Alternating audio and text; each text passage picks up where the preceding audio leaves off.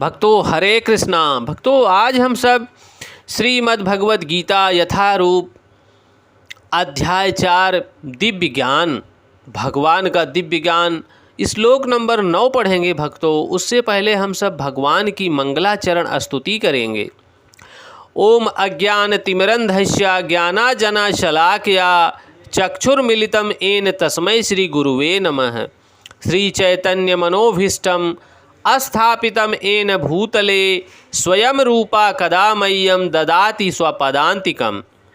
वन्देहं श्रीगुरुः श्रीयुतपदकमलं श्रीगुरून् वैष्णवश्च श्रीरूपं साग्रजातं सहगण रघुनाथ वन्दितं तं सजीवम् साद्वैतं सावधूतं परिजन सहितं श्रीकृष्ण चैतन्य देवं श्री राधा कृष्ण पदान सहगण ललिता श्री विशाखान्वितांश्च। हे कृष्ण करुणा सिंधो दीनबंधो जगतपते गोपेश गोपिका कांत राधा कांत नमस्तुते। तप्त कांचन गौरांगी राधा वृंदावनेश्वरी वृषभान सुते देवी प्रणममि हरिप्रिये। वाञ्छाकल्पतरुभ्यश्च कृपा सिन्धुभ्येव एव च पतितानां पावनेभ्यो वैष्णवेभ्यो नमो नमः। जय श्री कृष्ण चैतन्य प्रभु नित्यानंद श्री अद्वैत गदाधर श्री वशादि गौर भक्तवृंद। नमो ओम विष्णुपादाय कृष्ण पृष्ठाय भूतले श्रीमते भक्ति वेदांत स्वामिनिति नामिने।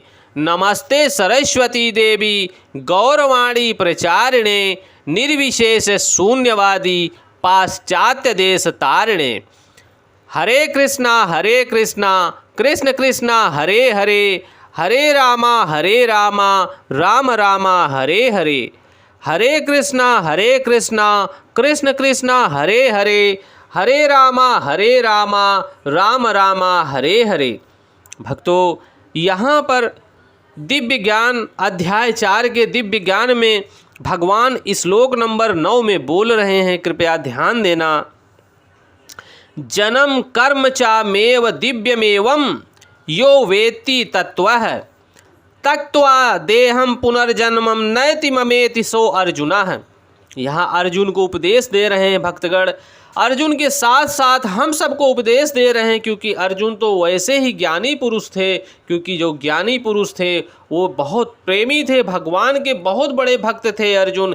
तभी तो भगवान के सखा रूप में, भाई रूप में अवतरित हुए, भगवान के साथ साथ भगवान की दिव्य लीलाओं में भगवान का साथ दिए।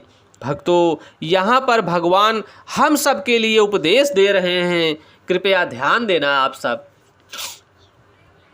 हे अर्जुन, जो मेरे आविर्भाव तथा कर्मों की दिव्य प्रकृति को जानता है वह इस शरीर को छोड़ने पर इस भौतिक संसार में पुनः जन्म नहीं लेता, अपितु मेरे सनातन धाम को प्राप्त होता है। भक्तों यहाँ पर भगवान बहुत बड़ी ज्ञान की बात बता रहे हैं हम सबको कि जो मेरे आविर्भाव को, जो मेरे दिव्य स्वरूप को जानता है तथा कर्मों की दिव्य प्रकृति को समझ जाता है, वह इस शरीर को छोड़ने पर भौतिक संसार में पुनः जन्म नहीं लेता, अपितु मेरे धाम सनातन गौलोक वृंदावन को प्राप्त होता है। भक्तों यहाँ जो कर्म की बात भगवान कर रहे हैं, दिव्य प्रकृति को जानता है। यहाँ पर जो प्रकृति माय है, प्रकृति में भक्तों हम सब 3 गुणों के प्रकार से कार्य करते हैं। प्रकृति हम लोगों से रजोगुण, सतोगुण, तमोगुण के आधार पर प्रत्येक कार्य को प्रकृति कराती है और हम सबको विवश होकर वो कार्य करना पड़ता है। हम विवश क्यों होते हैं? क्योंकि इंद्रियां हमारी वो कार्य करने में मजबूर करती हैं और हमको इंद्रियों को संयमित करना है। और जो हमारी 9 प्रकार की इंद्रियां हैं इस शरीर में, उन इंद्रियों के माध्यम से हमें भगवान की सेवा करनी है। आँखों से भगवान के सुंदर दिव्य दर्शन करने हैं, कानों से भगवान के दिव्य वचन सुनने हैं महात्माओं से, नाक से भगवान के सुंदर सुंदर कमल फूल के खुशबू लेनी है, जिससे कि हमारे अंदर भगवान जो विराजमान हैं उनको हम देख सकें। भक्तों, हाथों से भगवान को फूल अर्पित करना है, प्रसाद अर्पित करना है। इन पैरों से चल के भगवान के अच्छे अच्छे मंदिरों में, धाम में जाके भगवान का दिव्य दर्शन करना है। भक्तों, यही भगवान की लीलाओं का हमें कंठस्थ करना है। भक्तों, मन बुद्धि से भगवान का स्मरण करना है, जिह्वा से भगवान का नाम उच्चरित करना है, हरि नाम संकीर्तन लेना है। हरे कृष्ण कृष्ण कृष्ण हरे हरे, हरे राम राम राम हरे हरे। भक्तों, यहाँ भगवान बोल रहे हैं कि भगवान के दिव्य धाम से उनके अवतरण की व्याख्या पहले भी हो चुकी है। जो मनुष्य भगवान के इस आविर्भाव के सत्य को समझ लेता है, वह इस भाव बंधन से मुक्त हो जाता है और शरीर को छोड़ते ही वह तुरंत भगवान के धाम को लौट जाता है, जहाँ से वो अपनी इच्छा जाहिर करके इस पृथ्वी लोक पर आ गिरा पड़ा है। भक्तों, भाव बंधन से जीव की ऐसी मुक्ति सरल नहीं है।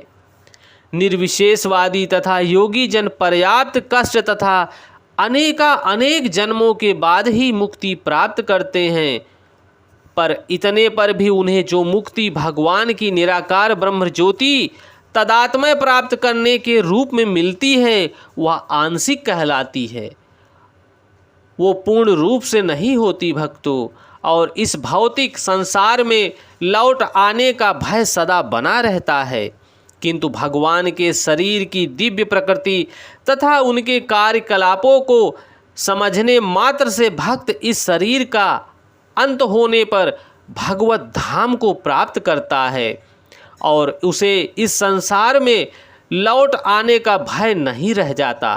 ब्रह्म संहिता में बताया गया है कि भगवान के अनेक रूप तथा अवतार हैं। अद्वैत चयत युद्ध नादित मंतरम रूपम, यद्यपि भगवान के अनेक दिव्य रूप हैं भक्तों, किंतु फिर भी वे अद्वैत भगवान हैं। इस तथ्य को विश्वास पूर्वक समझना चाहिए। यद्यपि यह संसारी विद्वानों तथा ज्ञान योगियों के लिए अगम्य है, जैसा कि वेदों में पुरुष बोधनी उपनिषद में कहा गया है, एको देवो नित्य लीला नुरक्तो भक्त व्यापी अद्यरात्मा। एक भगवान अपने निष्काम भक्तों के साथ अनेक दिव्य रूपों में सदैव संबंधित हैं। इस वेद वचन की स्वयं भगवान ने गीता के इस श्लोक में पुष्टि की है कि जो नित्य सत्य को वेद तथा भगवान को प्रमाण के आधार पर स्वीकार करता है, इस सत्य को श्रद्धापूर्वक स्वीकार करने से मनुष्य निश्चित रूप से मुक्ति लाभ कर सकता है और शुष्क चिंतन में समय नहीं गंवाता, वह मुक्ति की चरम सिद्धि प्राप्त करता है। इस प्रसंग में वैदिक वाक्य त्वमसि लागू होता है। जो भगवान कृष्ण को पर ब्रह्म करके जानता है, परम पिता परमेश्वर परम ब्रह्म के रूप में जानता है, उनसे यह कहता है कि आप वही पर ब्रह्म श्री भगवान हैं। वह निश्चित रूप से अविलंब मुक्त हो जाता है। फलस्वरूप उसे भगवान की दिव्य संगति की प्राप्ति निश्चित हो जाती है। दूसरे शब्दों में ऐसा श्रद्धालु भगवत भक्त सिद्ध प्राप्त करता है। इसकी पुष्टि वेद वचन में हुई है। भक्तों, कृपया ध्यान देना। त्वमेव विदित्वति मृत्युमेति नान्यः पंथः विद्यते अनयः। श्री भगवान को जान लेने से ही सत्य मनुष्य जन्म तथा मृत्यु से मुक्ति की पूर्ण अवस्था को प्राप्त कर सकता है। इस सिद्धि को प्राप्त करने का कोई विकल्प नहीं है। भक्तों, श्वेताश्वतर उपनिषद में इसका विकल्प आया है, कृपया ध्यान देना। यही अर्थ है जो श्री भगवान श्री कृष्ण के रूप में नहीं मानता वह अवश्य ही तमोगुणी है, और मधु पात्र का वह केवल बाहर से चाट कर भगवत गीता की विद्वतापूर्ण संसारी विवेचना करके मोक्ष प्राप्त नहीं कर सकता। ऐसे शुष्क दार्शनिक भौतिक जगत में महत्वपूर्ण भूमिका निभाने वाले हो सकते हैं, किंतु वे मुक्ति के अधिकारी नहीं हैं। ऐसे अभिमानी संसारी विद्वानों को भगवत भक्त की अहेतुकी कृपा की प्रतीक्षा करनी पड़ती है। अतः मनुष्य को चाहिए कि श्रद्धा तथा ज्ञान के साथ कृष्ण भावना अमृत के इस अनुशीलन को प्राप्त करे और सिद्धि प्राप्त करके अपने आप को भगवत धाम तक ऊपर उठाए। भक्तों, भगवान की इस परंपरा का लाभ उठाए। भक्तों का संग करना, भक्तों के संग भगवान के नाम का संकीर्तन करना, भक्तों के साथ भगवान का प्रसाद महाप्रसादम ग्रहण करना, भक्तों के हरि संकीर्तन में भगवान के संकीर्तन के अनुदोलन को आगे बढ़ाना और भक्तों तक भगवान के नाम का प्रचार करना, यही भगवान की प्रेमामयी भक्ति है। हम सबको भगवान की निरंतर सेवा करनी है भक्तों, तभी हम सब भगवान की प्रेमामयी भक्ति प्राप्त कर सकते हैं। भगवान के निरंतर नाम को जप करते हुए भगवान के नाम से कर्म करना चाहिए। सभी कर्मों का फल भगवान को अर्पित करना चाहिए, जिससे कि भगवान की प्रेमामयी भक्ति हम सब प्राप्त कर सकें। भक्तों, आप सबको ये भगवत वाणी अच्छी लग रही है तो और भक्तों तक पहुँचाने की कृपा करें, ताकि भगवान की प्रेमामयी भक्ति आप सब भी प्राप्त कर सके और भक्तों का कल्याण हो सके। जय श्री कृष्णा।